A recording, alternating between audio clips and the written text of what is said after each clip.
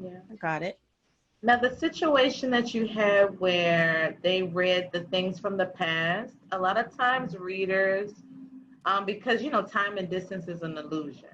So a lot of things a spirit drops to them are just things that could be past, present, or future. Mm-hmm. They don't. Some of them, if they're not that advanced, especially if they're not using astrology, they may not know the timeline that they're pulling from.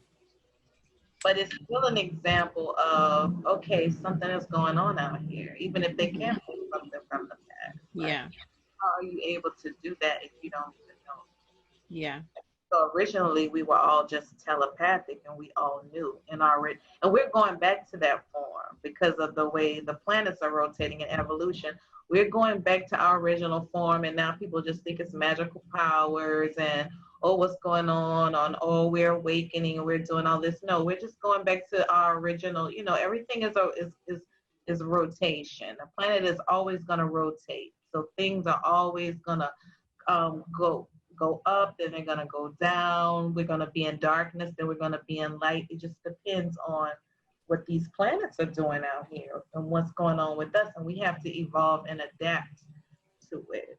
Mm-hmm. So we're going back to those times, the original time. That's why everybody want to go green, go natural, plant stuff, and go to telepathic. Oh, I was just thinking about you, because that's just the way things were in the beginning. Yeah. That's interesting. Even like, so when you say that, even like with, I'm going to say Black women because I'm Black and that's my experience. So I can speak on that.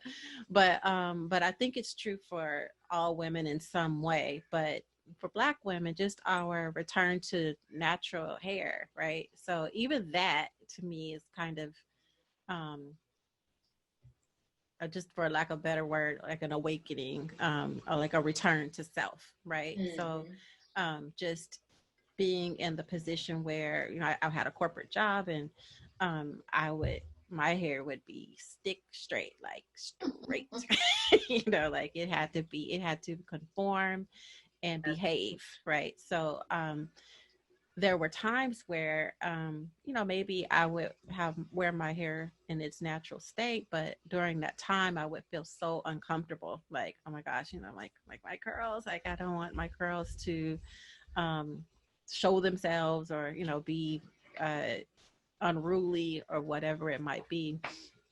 But after I left the corporate environment, I just had this really strong urge to just let go of that and be myself. And I just really thought about, well, would I, why do I need to apologize for the way that my hair grows out of my head? And with that, honestly, that aligned with my spiritual journey.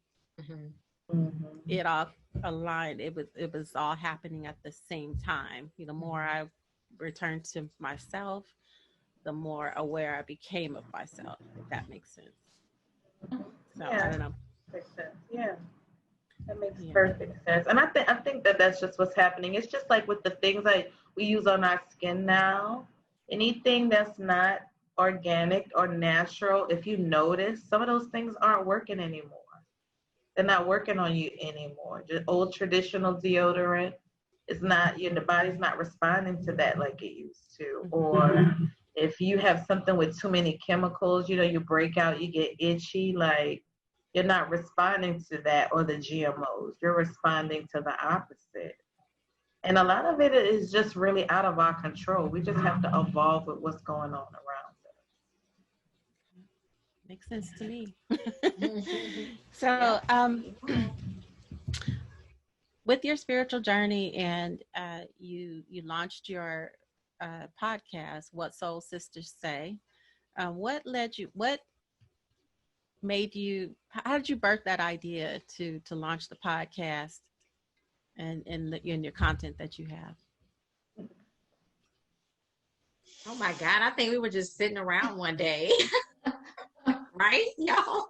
It was quarantine. You remember? It was Yeah. quarantine that Yeah. started. And we were talking about what was going on.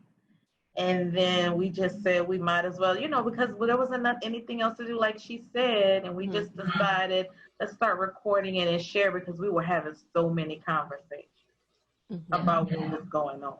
So we were just trying to think. And then, just our whole journey that brings us up to here, because I knew we're in Gemini North Node. That's in my chart. I have Gemini North Node in my chart. So part of my destiny is to communicate with the world.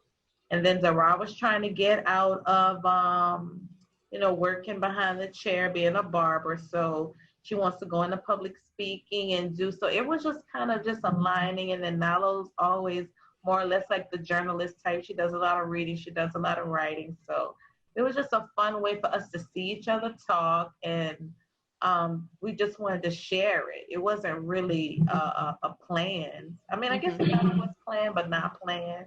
You know what I mean? Part of the divine plan. And when we started doing it, I don't know, I can't speak for them, but when I started doing it, I don't know, I just vibed with it. It just felt so natural to be involved in it and to do it. And I love doing it. Creating. I just love creating anyway, but I particularly love this project. I can tell. Like, you seem very passionate about it. Right before I moved to even my journey, a white woman asked me this when I was in my moving truck coming out here, and I had stopped to go to a little farmer's market just to take a little break before I drove out here. And she asked me, she just walked up to me, just like you have a lot of these experiences if you go out to LA. It's crazy stuff, but this was a nice, crazy thing that happened. And she just was like, what is your legacy gonna be? What are you gonna, when she was an older white woman, she said, when you leave, what are you gonna leave? And she said, I feel like you have a lot to say, and I feel like you are supposed to be out here in the, in the world, and I'm very behind the scenes. I'm very introverted and I'm very quiet. So doing this is really opposite of my personality. But I've been told that so much when I was in California those 3 years.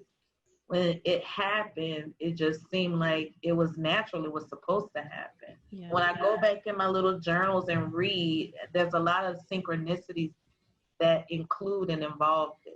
Just a all-female board of directors and women working together, building, forming groups and supporting one another. All that's in my journals from 2007. Just from fantasizing and dreaming and having visions about different things. Yeah. So as you and I love your platform. I really do. I think it's so every episode is so interesting to me, and the things that you guys talk about and the topics you provide context to, like, real life issues that are taking place, but from a different perspective. You offer that spiritual lens, which I think is really, really refreshing. How do you as you begin to, like, evolve and grow, sometimes friendships start to look different along that journey? It's like, did you experience anything like that? And then how important are your friendships in your life? You know what? I had the same circle of friends growing up, and it's interesting because really, I would say it was a small group. I would say only one of them kind of fell away, but the ones that stayed were all in alignment spiritually. And I believe in soul groups. Yeah. The people that travel with you throughout life, and then you have the same things in common, and they actually help you get from A to B throughout life. So, okay. And the ones that are not in alignment with you, as with anything else, is going to automatically fall off anyway. Fall away. Yeah. And you guys agree with that? I think what's the question again? So as you've evolved, spiritually, sometimes when we adopt different ideas that maybe aren't in alignment with what mainstream might feel, that, your friends might feel a certain type of way. They might become offended. They might feel that they no longer relate to you. Yeah. Did you have any experience like that? And if so, or if not, how important are those friendships in your life? Yeah, that's what threw me off the friend part because I've never really had a lot of friends. Okay. But now that I'm older, I've learned to value the relationships that I do have. So, and I still really wouldn't call them friends just because I feel like my where I am spiritually, it just connects to a portion of where any of the people that I have in my life connect to. I feel like my sisters probably connect a whole lot more than anyone outside of my circle. I have two girlfriends, but like I said, one of them she was a minister's wife, so she's still sold out for Jesus. And one of my other girlfriends is still, she has her own, which we all respect each other's viewpoint, and we have fun when we're together. But it's not that I don't think I have any friendship that's just perfect from top to bottom, where everything aligns. If a certain area aligns here, then we don't align there. You know what I mean? Does that make sense? Yeah, it makes sense to me. We agree and we appreciate each other's differences, but I think that's as far as it goes. I think I kind of vibe more with nature and animals. I probably have more in common with that type of thing or in crystals than people. Okay. Nalo? I think I'm very different than both of them. I think that I believe that friendships are important. However, like I've had many names throughout my whole entire life. Okay, I've had that kind of speaks to the different parts of me. I would say the same thing about my friends or my female associates. I have a lot of people that I interact with. I can't say that there are a lot of people that I talk about my spiritual practices with or my yoga or my crystals or anything like that, because those are not the things that they're really exhibiting, and they are speaking loudly or showing what their practices are, and I respect that. So not that I'm hiding it, it's just that is an area where we don't connect. Whereas like Kisha was saying, there's some areas that we connect in and some areas that we don't. So the older that I get, I do find more value in a even exchange of energy with your friends. Mm-hmm. So I'm always down for a good time, but I don't always, I'm not always going to be doing that because our interests are kind of growing separately and doing separate things. Mm-hmm. So, you have friends for certain things. Yeah. That makes sense. Does that make sense? Yeah. No, I totally get that. Just having, you can have friends in different buckets, right? Yeah. So you kind of compartmentalize sometimes, like you have a certain set of friends where you have, A in common with, or a certain set of friends you have B in common with. It's rare that one person or one friend would check all of the different boxes of interest that you have. Yeah. So that makes sense for sure. Yeah. Now, unlike Nalo, I'm extremely verbal about my spirituality, no matter what who the person is. Mm-hmm. Like that comes secondary to who I am.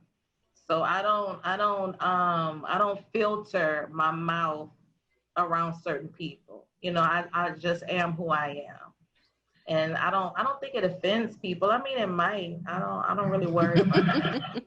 It's not so much as a filter as that's kind of just more like a thing that's just for me. So I'm not just, whereas, Kisha, she never meets a stranger. So she'll talk to anybody, which I respect that, but there are certain things that I'm just kind of doing for me, and that's just kind of more of my thing. So that's kind of where we differ on that. I understand. Yeah, I definitely believe I'm on mission to run my mouth about spirit, and you need to get this work. and figure it out. Because I think a lot of people that come into my life, it's a divine appointment, and I come to ruffle feathers. I come to expose truth. I come to, bring whatever I'm supposed to be bringing. I always felt it when I was growing up that was a bad thing. That I'm tearing things apart. Or I'm making things not work. Mm-hmm. But now I see where that's what I'm here to do. I came to, rescue you from your own messed up situation and to have you shine your light as bright as possible so you can be who you really are, just like I'm who I really am. God rescued me. So, and I don't push it on people, but I'm not, if I see stuff, if I go in someone's house and they're married and I see some stuff going on, I'm probably the person that's going to say something. Not to be disrespectful, but I feel so passionate about what I see. I have to say something. Just like when they were doing the lawn and they were ripping all the good branches off the tree. And I'm like, what are y'all doing? Like the branches aren't dead. Why are you pulling the branches from the tree if the branches aren't dying? As much as we need trees and oxygen and things around here, I got so upset. It bothered me so much. I feel guilty when I don't say something. When I see an injustice or something happening, I won't be able to sleep if I don't speak. I just believe I'm an oracle like that, where God puts it in me and I have to speak it, whoever it is, even with people I don't know. If I'm on social media, I'll share, because it's like the information isn't really coming from me. It's just passing through me. So that's probably why I feel so obligated to say things when, and I get so many women divorced. You don't even understand. I get so many women divorced around here. I used to think it was a bad thing. I'm sorry. I used to think it was a bad thing, but now I see that I feel like I'm a soldier. How did that happen? What did that look like? It looks like when I meet these different women, like one time I went to a friend's house. I was dating this guy. We went to his cousin's house, and his wife was boiling big pots of water on the stove. And I was just like, damn, what they cooking? What they getting ready to cook? Because I love it. So I was just like, ooh, we just in time for dinner. So I found out she was boiling hot water to make a bath for the children because the hot water was turned off. I see. But then my boyfriend, who was cousins with her husband, are just sitting around laughing, smoking herbs. So I got upset because to me, in my head, if you shouldn't be paying for luxuries if you not taking care of your business.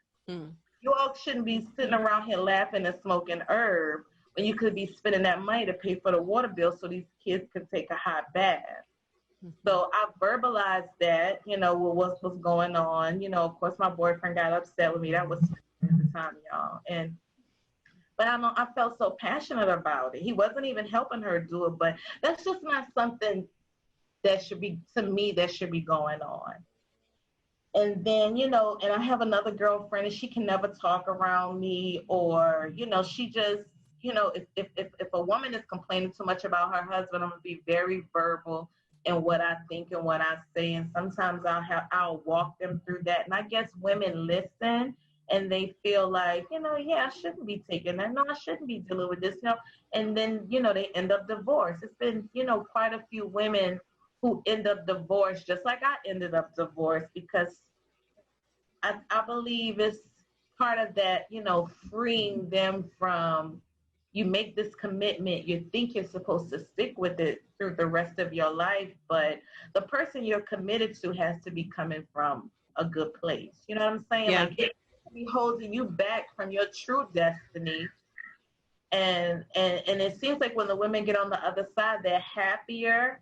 And I used to feel guilty for it. And, my mom always said I had a big mouth, but now I see why I have this big mouth. Because one of my other girlfriends said that, she felt like that, that because I was so verbal in what I saw, I played her conscience, and it freed her from her situation. So I don't ever say things just to be trying to be mean or even to be nosy. I feel like I just feel like it's an injustice being done. It's something being done that's wrong.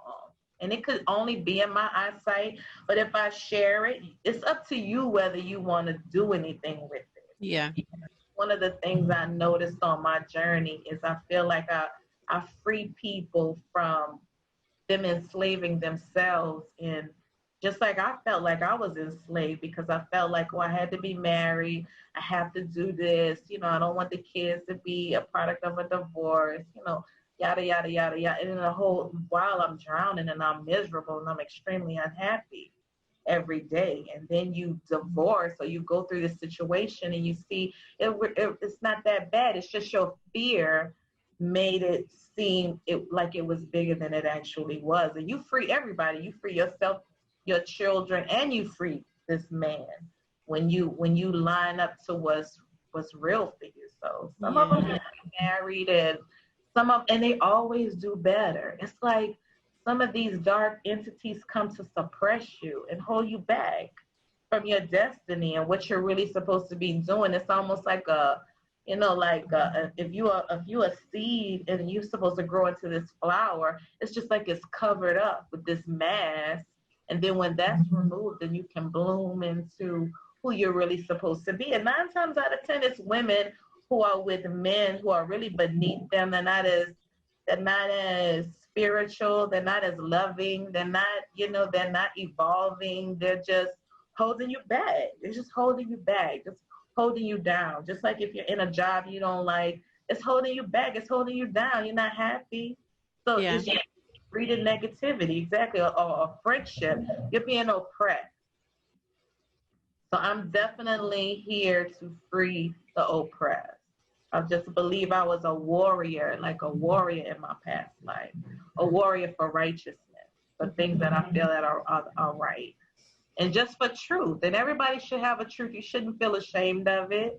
And you shouldn't, just because my truth is my truth and Darah and Nalo has a different truth, I adopt the philosophy of agree to disagree, and it's okay. You don't hold anything against someone for their truth, but you can hold something against someone when they're not exposing or sharing with you what they should tell you. How many people in your life actually come to you and tell you the truth about you? People don't do that. People don't really do that to me, but I would appreciate that. But a lot of people don't.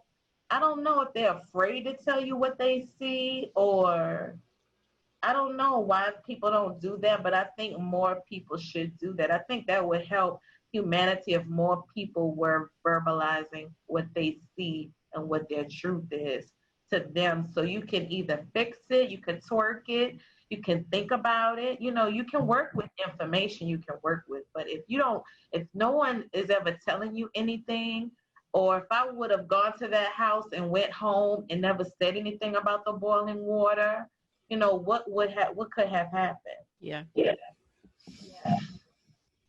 Interesting. I it's obvious that you are very much a truth seeker and a truth teller, and you're not afraid to be authentically you. So I think that's awesome. It gets you outcasted now. It gets you blacklisted. I believe that. Yeah. I'm fired from I don't know how many jobs, but I don't know. I just feel like if I do the opposite, it's killing me on the inside. You know what I mean? I will be the oppressed. I will be oppressed. Yeah. Did the opposite. Yeah, well, you have to be yourself. So. Yeah. I have one final question for you all. And it's kind of a loaded one. But, what do you think that COVID-19 is teaching us? Definitely loaded. Mm-hmm. I feel like the COVID-19 is definitely teaching us to be still and go within. That was always what I thought from the beginning, especially when people started just dropping like flies. I'm like, okay. and I always say this on my platform. I always think everything is spiritual first and then becomes physical, just like they said in the Bible, right? In the book of Genesis, it says he spoke things into existence, right? So that's just how my brain is wired. I feel like everything happens spiritually first, and then you see it manifest itself, right? So I feel like COVID-19 was asking us to sit down, be still. And what I got, like Kisha was saying earlier, I can hear, but I can also see. And so when I wake up sometimes out of my sleep state, I see energy around my room. And sometimes it comes in different forms, right? And so this particular time, right after this all started happening, I started seeing, I woke up into a long black line in my room. And the first thing that when I got up, I was like, okay, spirit, what is this? And the first thing that came to my mind, my first thought, which is spirit, intuition, that's the one you have to trust. He says scars, wounds, pain. We are sitting in an experience where we have to no longer hold on to nothing that's serving us. We have to get rid of the old scars and wounds and pain that's keeping us from ascending into heaven, because right now we're sitting dead smack in the middle of the book of Revelations, and we're ascending. So back in the old days where they were saying, which they still do today, but we moved away from religion, so I put it in the back of my mind, where they tell us that we're going to be called up and raptured into the heavens. Well, no, it's going to be a mental, spiritual rapture where you're ascending mentally, not physically. And then you can't take that stuff with you. So scars, wounds, old pains, or whatever you're holding on to, gotta go. You cannot ascend. Think of it like this. You can't float if you're way down with a bunch of heavy stuff. You know what I mean? So the heavy stuff has to go so that you can float and ascend. Yeah. That's what, to me, what COVID-19 is like. That whole attention, I got your attention now. Yeah. Yeah, I agree. Yeah. Okay. So then, and we have 4 minutes. Oh, I'm sorry. No, you're fine. No, I love it. But we have 4 minutes left. So, but I do want to I think this is a very important question. I wish I had left more time for it. Well, mine is really quick. I mean, I agree with what Darah said. I love that analogy. Is teaching us what's important, because they shut all this down and told us to go home, okay, and deal with it.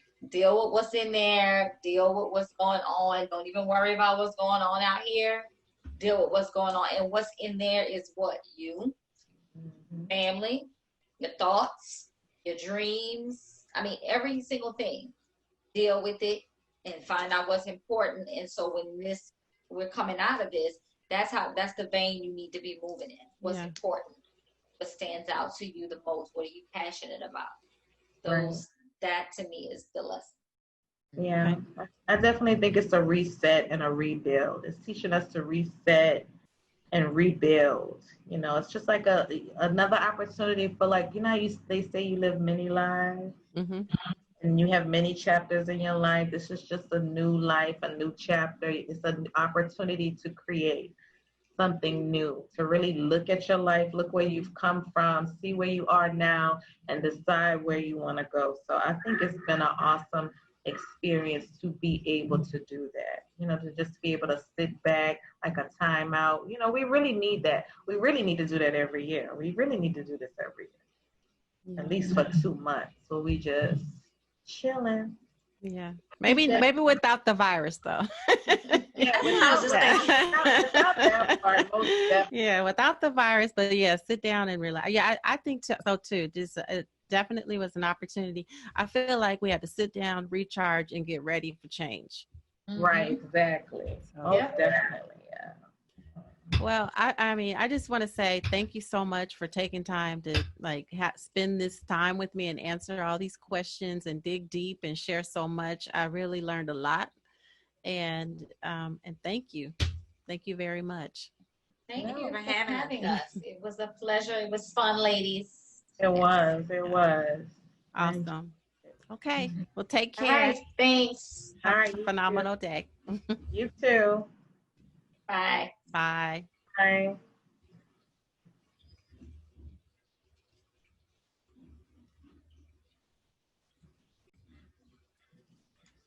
Okay, so I'll definitely send you the link to everything so you'll have it. Okay. Okay. I see it says it's still recording though. Is it? Oh, Yeah, well, on my here.